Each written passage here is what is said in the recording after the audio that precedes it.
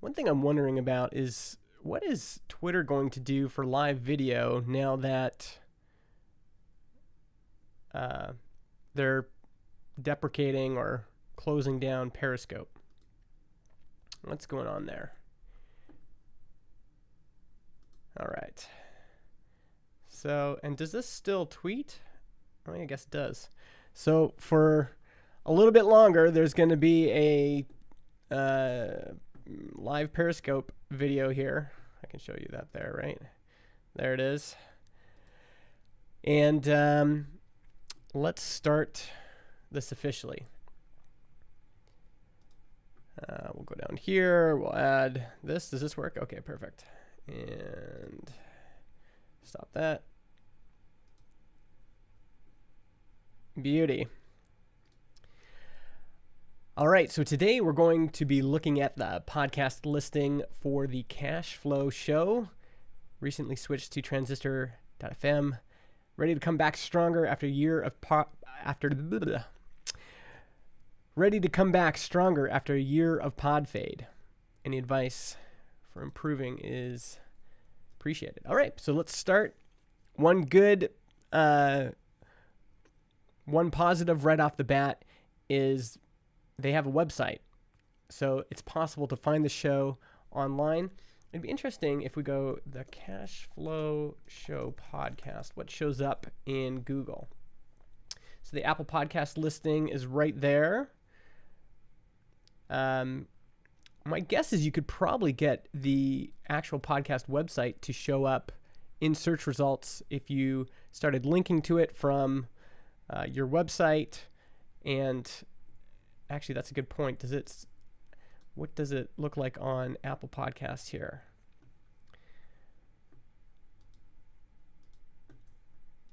What's going on here? Okay.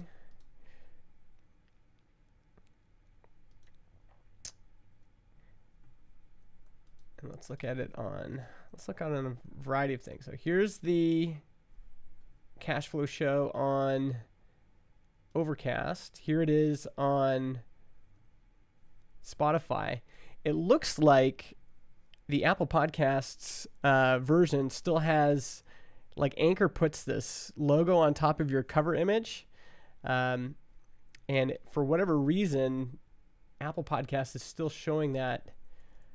So I don't know if Apple Podcasts is still pulling from Anchor in your case, or also no, it's pulling from Transistor. So we need to contact Apple. This is a very common bug and worth checking on your own cover art. If you update your cover art, Apple has this bug where they won't update all of the podcast listings on the web and in the app.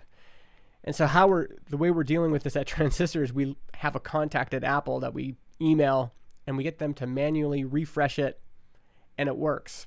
So that's one improvement I think we can make right off the bat.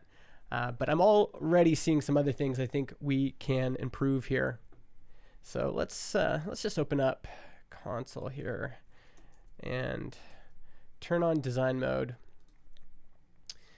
So hello and welcome to the Cash Flow Show in association with PRMS Limited. We're missing out on some of the most valuable real estate you have on your podcast listings. The description should be short and punchy and immediately tell me why I should subscribe to the show. And so I noticed on your website, a radio show disguised as a podcast. Every episode we talk to business owners. I would shorten this to something like, let's open this in design mode as well. So I would shorten this to hear from entrepreneurs about the origins of their business, their successes and failures, and their future in the business world. And then you don't need to restate your show title. The show title is always going to be visible here in your case in your artwork. So we don't want to use up valuable description real estate to restate that. So I think we could just say, if you like that slogan, real people, real business, real talk. So if we copied this over here, do I have this now? Yeah. So let's see if we can paste this in. There we go. Much shorter, punchier. Hear from entrepreneurs about the origins of their business, their successes and failures, and their future in the business world. It's going to show up above the fold. Again, you can see here on Spotify, we don't even get to what your show is about because everything else is below the fold here. And so if we can remove the extraneous information for now. Oh, I need to open this up as well.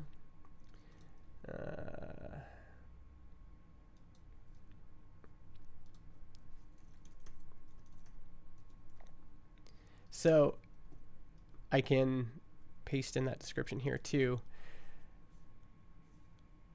It's just going to improve. What's it going to improve? Having a short description will give people an idea right away about what your show is about. And anything else like introducing the host or describing which company this is for, all of that is too extraneous. You want to make it as succinct as possible. One advantage is you do have a podcast trailer here, which is great. 40 seconds to let me know what the show is about. Actually, let's listen to this. So, and it should play for everybody at home. Hello and welcome. I'm Clayton M. Koch, and I'm also the host for The Cashflow Show, the radio show that's disguised in the shape of a podcast, but with so much more. Every week we'll be interviewing someone inspiring from the business world and finding out how they started in business, what their trials and tribulations were, and how they intend to grow their business in the future. We will also be finding out about what they do in their spare time, as well as asking them to pick a book, a film, and a favorite single or album, and to share their reasons for doing so. So why not join us at The Cashflow Show? It's not just a radio show, it's a whole new way of doing business. Okay, pretty good trailer. The production's great. Clayton has a great voice, and a lot of podcasting is like people deciding, do I want to listen to this voice, right? So that's great. I mean, you could shorten some of it. Again, the radio show disguised as a podcast. To me, that just seems extra. You don't need it. But I do like that the trailer is 40 seconds long, and it's visible right here in Spotify. On the Apple Podcast app, it will also be visible right at the top, actually, in the mobile app. So this looks really good. What else could we improve here? Cashflow Show. I mean, it makes me feel like it's about cash flow and about business. I think the episode descriptions are quite good. So you have the name of the guest, but also, what was discussed. So public speaking, oh, that's interesting. Growing Instagram, loyalty, websites, and the Notorious B.I.G. That's a really nice summary if you're just browsing through and deciding which episodes to listen to. Notice that when you go Clayton M. Koch, and we miss out on this great punchy, simple description. When I keep seeing the same thing repeated, it doesn't have the same impact. It doesn't draw me in the same way. So I might even go back, if I were you, and revise these episode descriptions so that they are in this format here. Just quick topics, and that's it. Trying to decide if there's anything else we can look at here.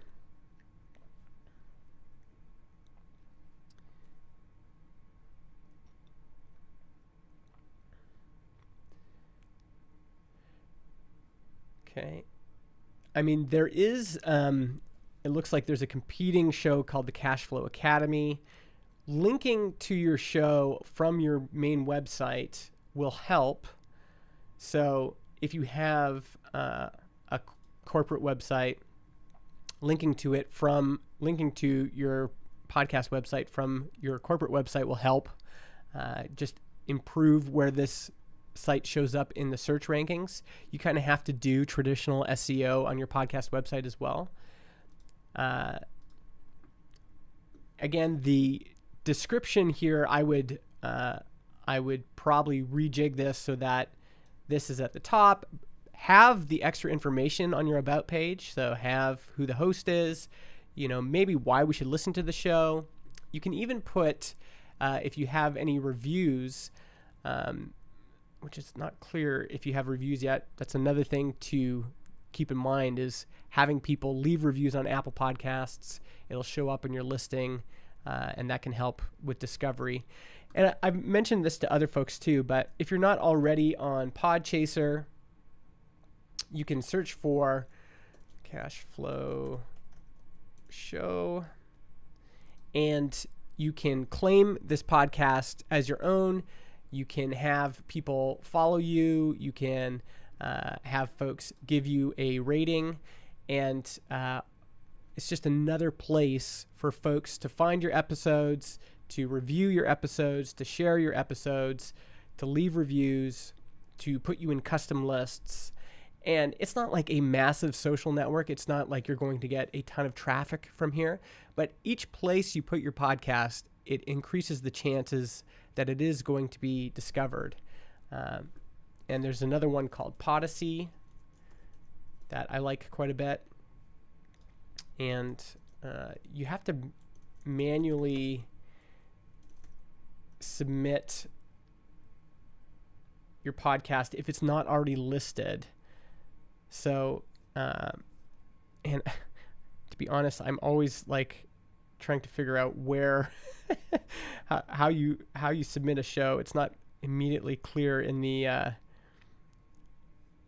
on their web app. They also have a mobile app, and, but yeah, I don't, this is something they need to fix, but yeah, get your show submitted on here.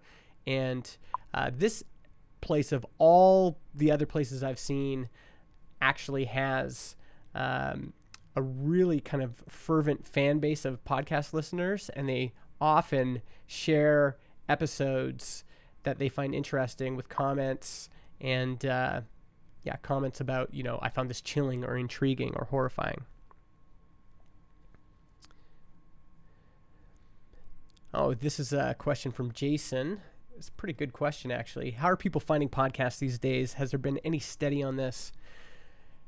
Yeah, most folks are, most podcast listening is still word of mouth. And, search is not, for most shows, not every show, but search-based results aren't going to be a big deal. However, there are definitely ways to optimize for this. For example, best podcasts for bootstrappers.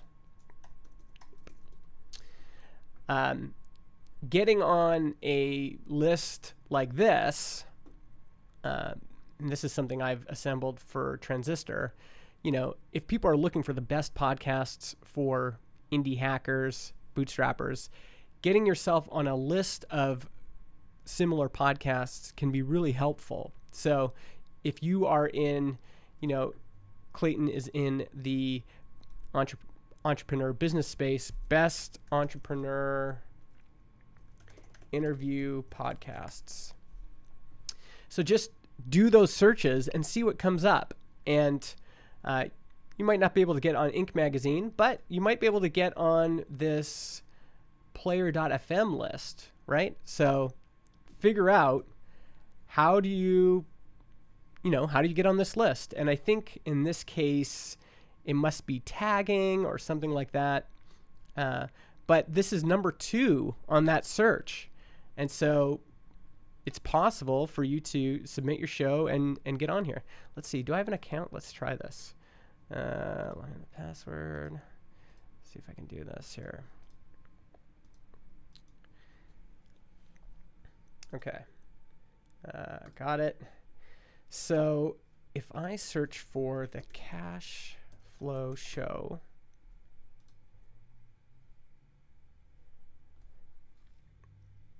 Okay, so entrepreneur is one of them. So let's go back here. What were the how is this list being curated? Podcasting education.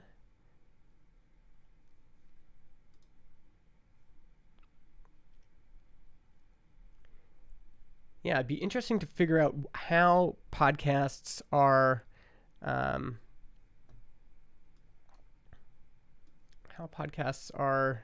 added to this list, because this is a pretty popular list.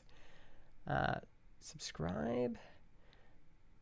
These are all tagged automatically. This interface is not is not awesome. So I can like it. Oh wait, that's an ad. What? How does this work here? Okay, so I can subscribe. Oh, and now I can give it a entrepreneur interview. Let's see if I can do that. Entrepreneur interview. So I can give it a category of its own.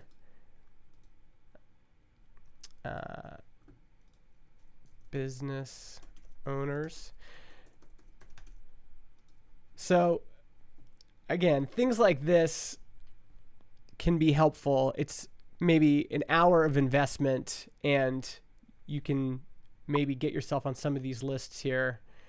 But you'll notice, magazines and blogs often do these types of articles, and there's folks that are answering here. It'd be fine for you to answer this question on Quora. Say, here's 3 of my favorite shows, and I have my own show called the Cash Flow Show. So I think sometimes just getting out there and thinking about how people might be using search to find your podcast is worthwhile, and finding the bloggers and the magazines that are talking about your topic, and maybe answering those or submitting those ideas. Reddit can be another great place to look. People are often looking for recommendations on Reddit. So that's how I would address it. I would also start optimizing my site itself using, typical SEO practices for, optimizing the website for search. So if people are going to be searching best entrepreneur interview podcast, if you get a review that says something like that, let's go back here. Having that front and center is not a bad idea. One of the best interview podcasts for entrepreneurs I've found. This is how you can leverage your reviews, right? Dan Jackson.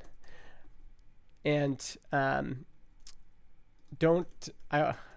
I gotta actually find out how do you create the star symbol. But one trick is just putting the star symbol in there too. If they've given you a 5-star rating, put it in there so that you get the social proof from that iTunes rating, and just highlight it right on your webpage. And now, instead of just the reviews being locked up in Apple Podcasts or in Podchaser or wherever else you can review podcasts, you can highlight it on your website, and now you're going to potentially start ranking for keywords like best interview podcasts for entrepreneurs. There's other SEO practices that you could do as well, using proper heading tags and things like that. But don't underestimate the power of your podcast website to be an effective way of targeting certain keywords for search. Another idea that I haven't tried but isn't necessarily bad is you could try to highlight one of your reviews in your podcast description. So put it right in the description. And again, there's 2 purposes here. One is for social proof. The other is to get these keywords, best interview podcasts for entrepreneurs. That I haven't tried this, and I mean, I don't think Apple would penalize you for something like this, but might be worth trying, especially for, in this case, in Spotify, they don't have a review system. So it might be another way of, right in Spotify, having...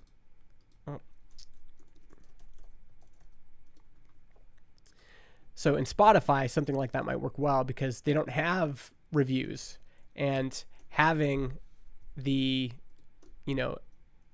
highlighting a rating as a part of your description might be an effective way to add a little social proof to your page when people find it.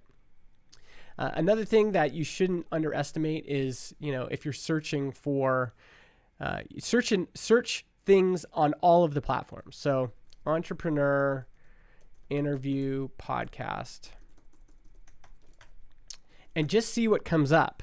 As I've mentioned in previous videos, these search algorithms in Spotify and Apple Podcasts, etc., are not super sophisticated. And so in this case, we are getting search results, entrepreneur interviews. The entrepreneur interviews is right in the title. We've talked about this in the past. It really, usually it's the title of the podcast or the title of the episode that they're returning, and not sophisticated. It's a pretty dumb search result. So keep that in mind as you're naming your podcast, and keep that in mind as you name your episodes. It might be worthwhile every once in a while to have an episode where you put, instead of GFS Solutions, you could put George Theodosio entrepreneur interview, and see if that helps, get you more search results. Let's look cash flow podcast. What shows up here? So my guess is the ranking here is determined by, again, it's hard, maybe number of active listeners. You are right here. So, not too far down, but it's worth thinking about how you can stand out compared to all of this competition. And do these shows, like these are the shows people are comparing you to if they're searching for that keyword, do these topics reflect the topic you're going after? And if not, if it's, if you feel like you're being compared to shows that aren't really in the same category, it might be worth changing the podcast name to something that is either more unique, so it's not going to, return hundreds of results when people search for it. Tom at what's his name? Now, Tom. I'm gonna see if I can find him. Tom Webster has talked about creating podcast names that are unique. Like you create a word, and let's see if I can find it here.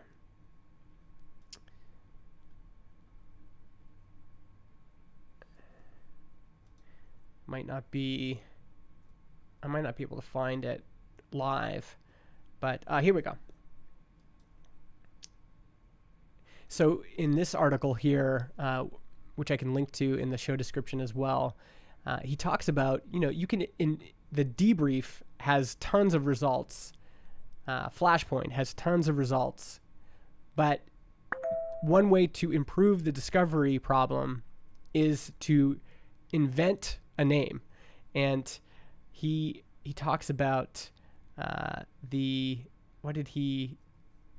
has a name for his show. Let's see if I can find it.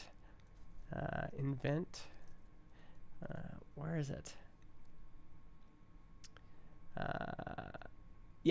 So he invented a title called the Freenoter. And it's an invented name. It's not a real English word, Freenoter. But if people are searching Freenoter, my guess is he's the first thing to show up. Yeah, so Freenoter, top result. There's really no other results except for Freenoter. But if we search for Cashflow podcast, we're going to get, tons and tons of other results with the word cashflow in it.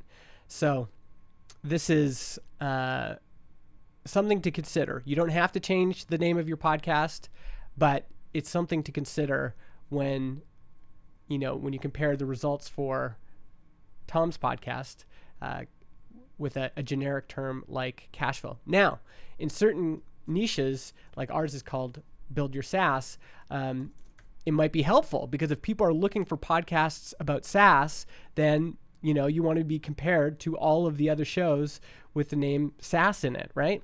So if you have people that are just really excited about SaaS shows, why not have the word SaaS in your title? I don't again, but look at some of these results. The Daily is here for some reason. Let's see what happens when you build SaaS. So I think it depends on your niche, but sometimes actually including a industry specific keyword might be helpful. Cashflow is a lot more generic than something like SaaS. So hopefully that's helpful. Hopefully there's a few takeaways there. But again, overall, I think you're doing a lot of things right in terms of the packaging, nice cover art, great trailer episode, just a few tweaks you could do to improve the discoverability of the show. And again, as with all things, you want to make a show so good that it's entertaining and interesting enough that people will share it with their friends. That is the ultimate objective. So I'm teaching you how to, gift wrap your show, but the gift inside is what is going to get people talking about it. And there's no real, that's ultimately what you want to focus on. So if you can tweak a few of these things and then just focus on producing a great show, you'll be ahead of the game. Hopefully this was helpful. Thanks for everyone who joined live on this one. Maybe I'll do this again live. And feel free to subscribe and get updates when I add new episodes to this playlist.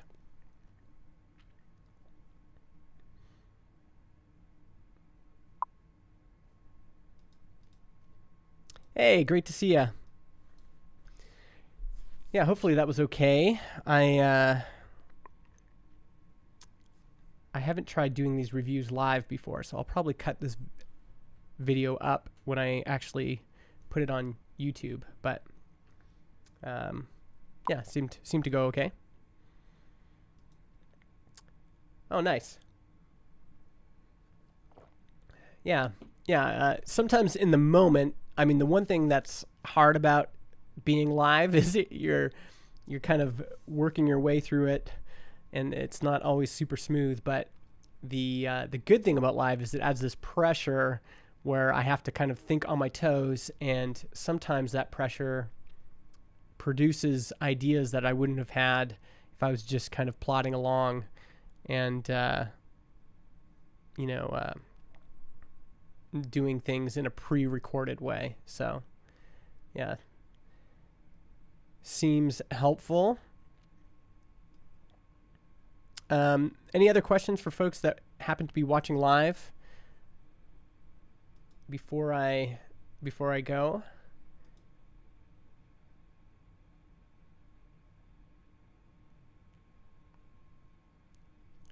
Also, it's weird that Periscope is still a thing, hey? Like it still works right now. Really curious what Twitter live video after Periscope. Like, what are they going to do for that? Is there just going to be no more? Oh, there's live video in the app.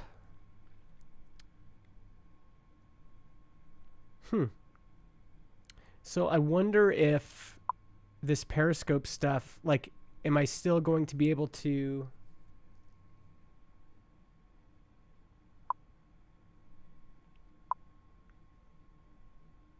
No, this is still Periscope.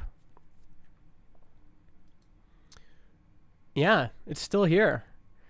But I can't... But they say they're going to shut it down. But does that mean, like, from Restream, where I've got all my channels and I'm streaming on Twitch, YouTube, and Facebook, and Periscope, does that mean that this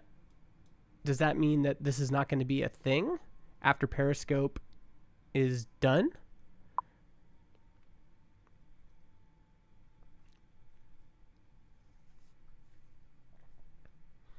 Yeah. I mean, I am live streaming on Twitter, right? Like I don't know if you're watching this actually in the Periscope app, Matt, but Periscope videos show up on Twitter as live video.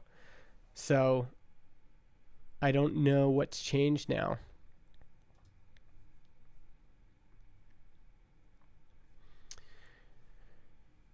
Yeah, it's curious. All of this is curious. Because, okay. But people can see the live video in the app. Yeah, to comment, you can't do that in the Twitter app. But, I mean, typically for me, Periscope, like these Periscope videos, will eventually become where I'll get the most views, right? So there's 11 people viewing this live right now, but a lot of these videos will get hundreds or thousands of views as they live on, as, you know, embedded in tweets, compared to YouTube, which, you know, might get, I don't know, hundreds of views or whatever. Yeah, it's weird because they haven't said what they're actually going to do. If they're going to have, I don't understand why I now have this, when I switch to this view, this stays. I don't know how to fix that. But yeah, Twitter and Periscope have not said what they're doing.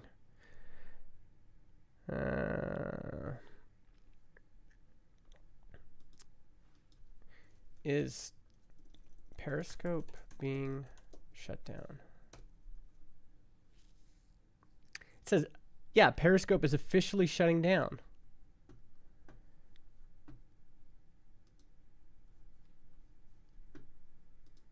So I don't...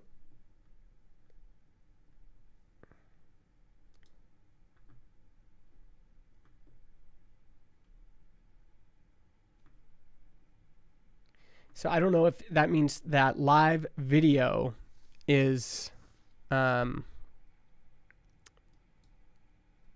live video is done. Yeah, to chat, Matt, I think I need... Yeah, you don't see everybody else's chats. Yeah, that's here in... I've got kind of in Ecamm Live, I have a interface where I can bring these on. I don't know if I can show this to you. Let's see here. So I have this little interface here where I can choose which comments to show on screen. But yeah, you can't show everything. Oh, what does Nathan have here? This is one problem with with this interface is I can't see what that tweet is. I can't click on it. Oh wait, maybe I can copy here, I'll do it here. It's funny. Let's see what it is. Yeah, Twitter Spaces is kind of a reskin for live audio. I know that they're using a lot of that tech behind the scenes, but live video just seems like a big deal. Like, how can you not have a live video app? Yeah, but why not have a live video app? Like this is, I don't know, the ability to have a live video in a tweet stream seems pretty essential. Like every other platform has it. Instagram has it, Facebook has it, even LinkedIn has it. So why would Twitter not have live video?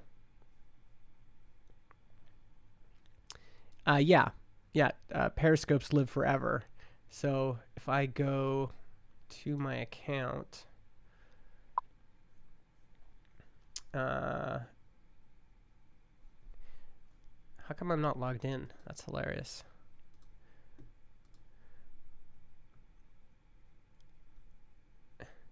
Talk about wait. Now I logged in and now I can't see this. Come on. All right, so yeah, I can comment with you here, Matt. Hello. But if I go to my profile, you'll see all of my videos. So these are all of the videos I've ever done. And question, and you can still watch these. So this video had over 1,000 views. Do Peter and I disagree here? How's it going, everybody? 651 views on this one. This was like I was out on my paddleboard. 939 views. So I don't know why. I don't know why they would remove this, honestly. It's weird. So Sam, where did you read that? Because I can't find that in any of the docs. Like I haven't seen that in any of their communication yet. Yeah, that would be good. Okay, oh great. I gotta grab this. Okay, hold on, Sam. Let's take a look at this. Put this back on screen just so we're not.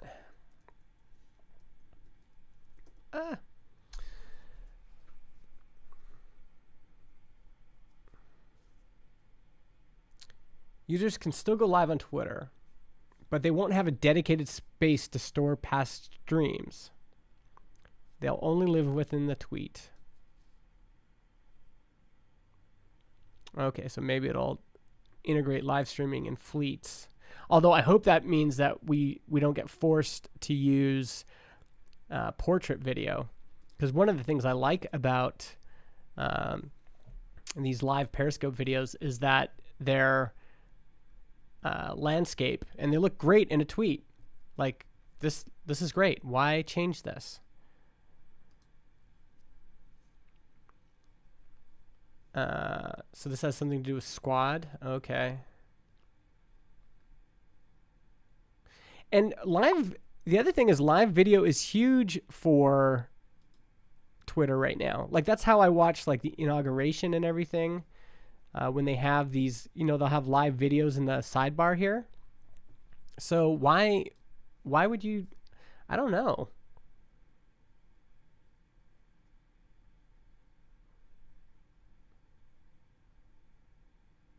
I don't know. It seems weird to me.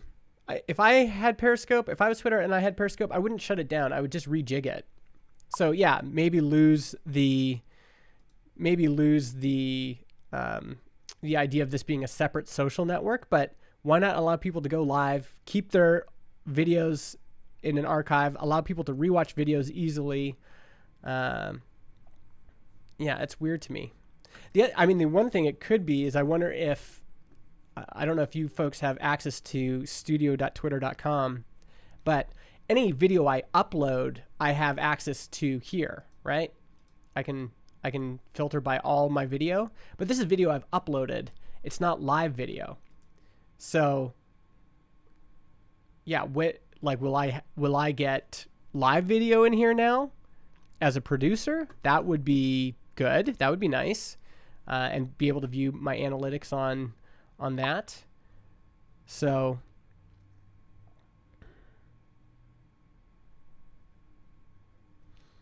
Yeah, this is what I'm hoping is not true. Both of what you're saying right now, Sam and Nathan, that would not be ideal.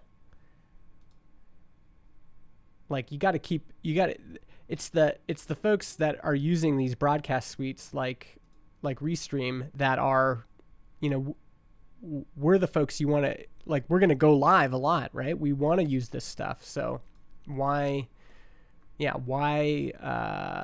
don't know. Why change it? And you've got all this infrastructure. Like, is it that this infrastructure is just so crusty that they can't maintain it? Seems weird.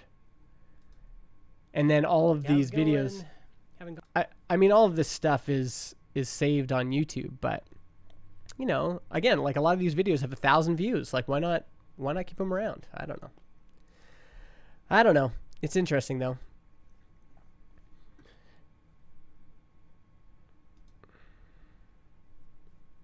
Oh, there's my double problem again.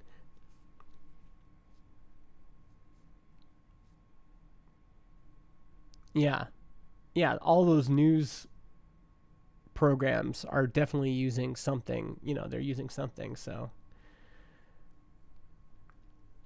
like, is there another broadcast studio I don't know about that is like, there's media studio and then there's broadcast studio and I just don't have access to that? What's producer? Oh, look at this. What is this? Live. What? Whoa. I think I just found it. How does this work?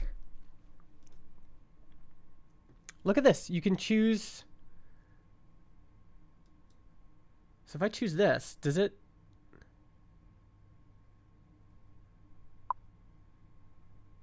No, let's choose Restream. Live. Whoa. What? Whoa. All right. So this is it.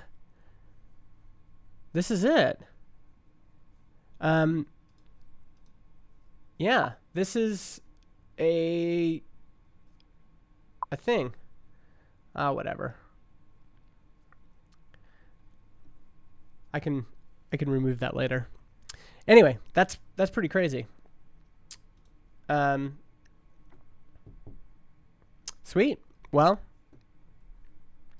I'll close this stream now and reset my stream key. But yeah, thanks folks. Hopefully this was helpful and we all learned something new. Talk to you later.